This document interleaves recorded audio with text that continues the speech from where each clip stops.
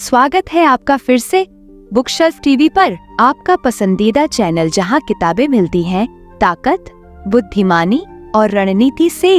अगर आप अपनी जिंदगी को एक नई ऊंचाई पर ले जाना चाहते हैं और दुनिया के महान विचारकों के अमूल्य पाठों को सीखना चाहते हैं तो आप बिल्कुल सही जगह पर हैं। आज के एपिसोड में हम बात कर रहे हैं रॉबर्ट ग्रीन की किताब द 48 लॉज ऑफ पावर के पहले कानून पर। ऊपरी लोगों को हमेशा आरामदायक रूप से श्रेष्ठ महसूस कराएं।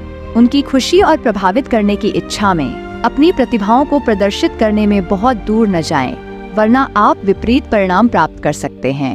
वो डर और असुरक्षा को प्रेरित करना, अपने स्वामी को अधिक प्रतिभाशाली दिखाएं और आप सत्ता के उच्चतम स्तरों को प्राप्त करेंगे। कानून का उल्लंघन। लुई 14 के शासन के पहले वर्षों में उनके वित्त मंत्री निकोलस फॉकेट एक उदार व्यक्ति थे, जिन्हें शानदार पार्टियों, खूबसूरत महिलाओं और कविता का शौक था। उन्हें पैसे का भी प्रेम था, क्योंकि उन्होंने एक फिजूल खर्ची भरी जीवन शैली अपनाई। फॉकेट चतुर थे और राजा के लिए बहुत जरूरी थे। इसलिए जब प्रधानमंत्री जूल्स माजरिन का निधन हुआ तो फॉकेट ने अपने को उत्तराधिकारी के रूप में नामित किए जाने की उम्मीद की। इसके बजाय राजा ने इस पद को समाप्त करने का फैसला किया। ये और अन्य संकेतों ने फॉकेट को संदेह में डाल दिया कि वो राजा की नजरों से गिर रहे हैं।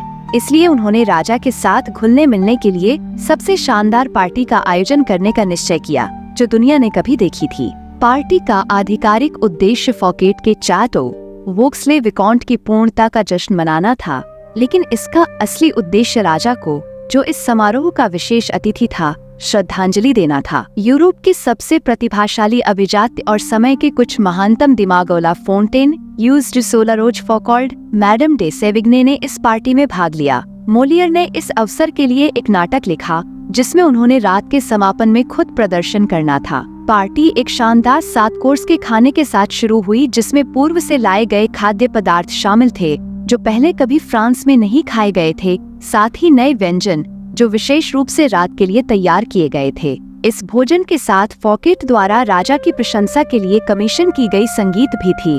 भोजन के बाद चातो के बागों के माध्यम से एक सैर हुई। वोक्सले विकॉन्ट के मैदान और फव्वारे वर्सल्स के लिए प्रेरणा बनने वाले थे। फॉकेट ने व्यक्तिगत रूप से युवा राजा को झाड़ियों और फूलों के बिस्तरों की ज्यामितीय रूप से सजी व्यवस्था के माध्यम से ले जाया। बाग के नहरों पर पहुंचने पर उन्होंने एक आतिशबाजी के प्रदर्शन का आनंद लिया। इसके बाद मोलियर के नाटक का प्रदर्शन हुआ। ये पार्टी रात भर चली और सभी ने सहमति व्यक्त की कि ये अब तक का सबसे अद्भुत समारोह था। अगले दिन फॉकेट को राजा के प्रमुख मुस्केटियर डाटाग्नन द्वारा गिरफ्तार किया गया। 3 महीने बाद उन्हें देश के खजाने से चोरी करने के लिए न्यायालय में पेश किया गया।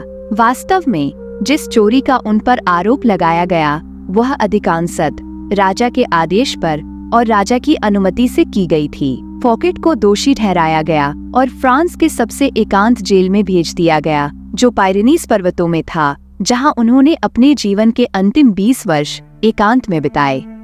व्याख्या। लुई 14 सूर्य राजा एक गर्वित और अहंकारी व्यक्ति थे जो हमेशा ध्यान का केंद्र बनना चाहते थे।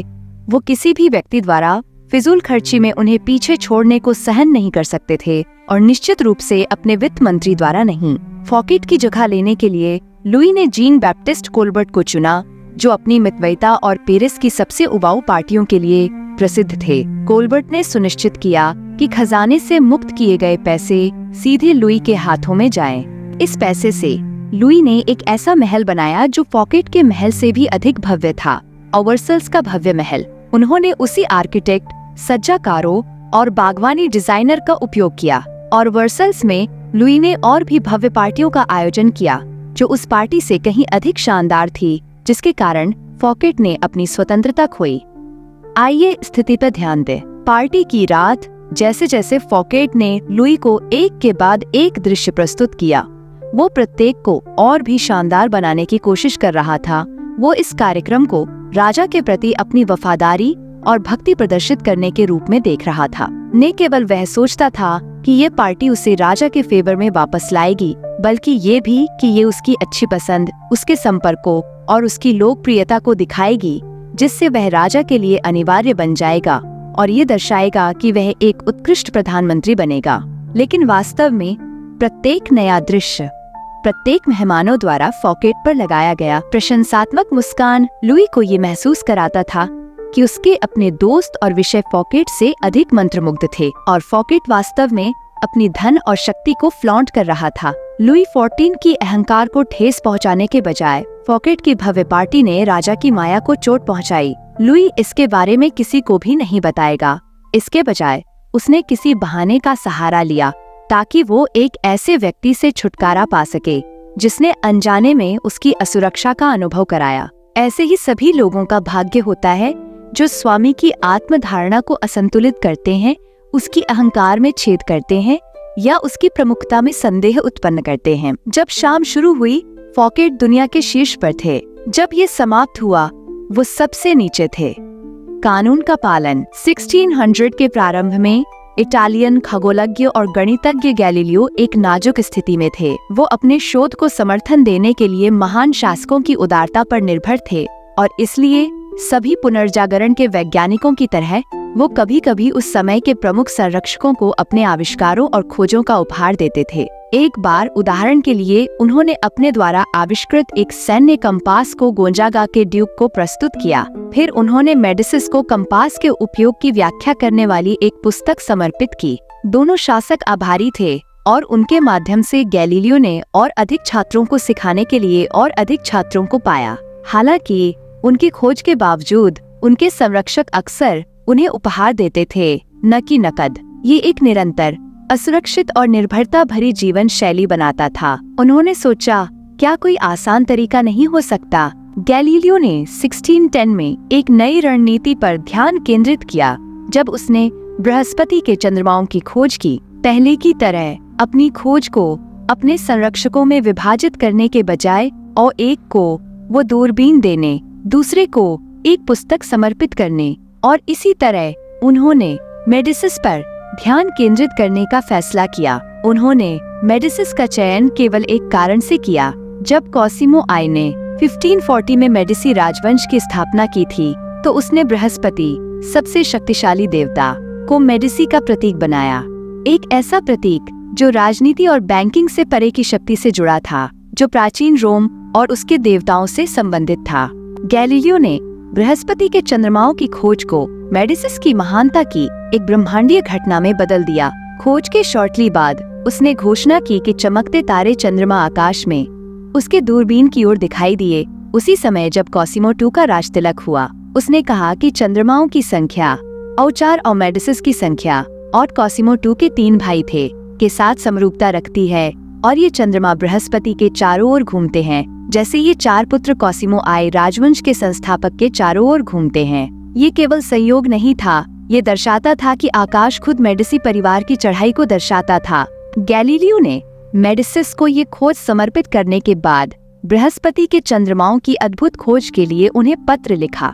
वो अपनी पत्रिका में कहता है कि ये 4 चंद्रमा अन्य तारे और ग्रहों की तरह नहीं हैं, बल्कि खास हैं, जैसे कि मेडिसी परिवार के 4 बच्चे। ऐसा प्रतीत होता है कि गैलीलियो ने न केवल अपने दिमाग की प्रतिभा को समर्पित किया, बल्कि अपने दिल को भी समर्पित किया।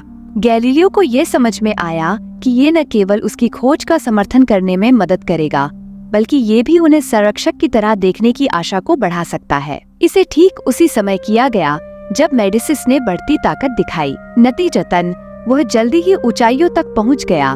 गैलीलियो ने बहुत अधिक समर्थन प्राप्त किया। गैलीलियो ने भव्यता को सच्चाई के साथ जोड़ दिया और अपनी खोज का दुरुपयोग करने का निर्णय लिया ताकि वो अपने भविष्य को सुरक्षित कर सके।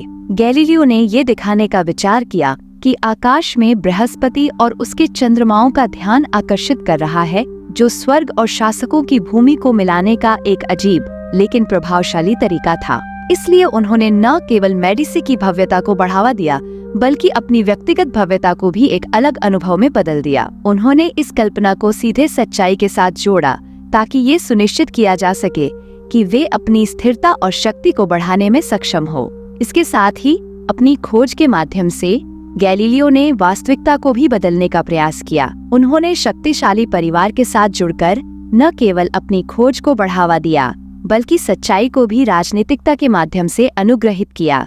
तो दोस्तों, अगर आपको ये वीडियो पसंद आया हो तो एक जोरदार लाइक देना मत भूलिए। हमें बताएं कि आपकी पसंदीदा किताब कौन सी है और कमेंट में अपनी राय जरूर शेयर करें। इस वीडियो को अपने दोस्तों के साथ शेयर करें ताकि वे भी हमारी किताबों की दुनिया में शामिल हो सकें। और हाँ, हमारे चैनल बुकशेल्फ टीवी को सब्सक्राइब करना ना भूलें। इससे आपको हमारी नई वीडियो की हर अपडेट मिलेगी। आपका सपोर्ट हमें और भी बेहतरीन कंटेंट बनाने के लिए प्रेरित करता है। तो चलिए अगले वीडियो में मिलते हैं। तब तक पढ़ें और मस्ती करें। फिर मिलेंगे।